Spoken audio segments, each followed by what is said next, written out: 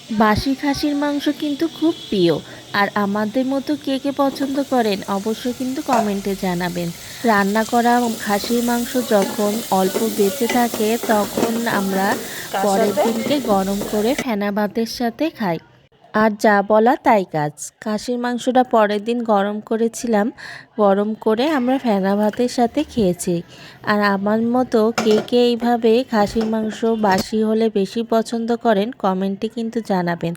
এই যে ফেনা ভাতের সাথে গরম ধোয়াটা ফেনা ভাত আর হলো গরম বাসি খাসির মাংস, একদম সকালটা জমে যায়।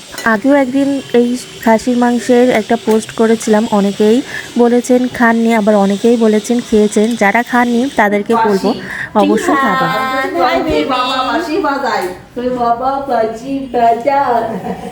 তাই বলেছো বাবা বাঁশি বাজায়? বলো তার একবার শুনি, বলো বাবা বাঁশি খায়নি। এই সব খেতে খেতেই মোটা হয়ে যাচ্ছি। বাবার বাড়িতে থাকলেও এইভাবেই মা আর কি মাংস যখন বেঁচে যেত পরের দিন সকালে গরম করে এইভাবে আমরা ফেনা ভাতের সাথে খেতাম। মাংস অল্প থাকতো, ঝোল কিন্তু অনেক থাকতো আর খুব মজা করে খাওয়া হতো। ঠিক তেমনই শ্বশুরবাড়িতে এসেও মাংস অল্প বেঁচে গেলে সেই মাংসটা আমরা পরের দিন ফেনা ভাতের সাথে খাই।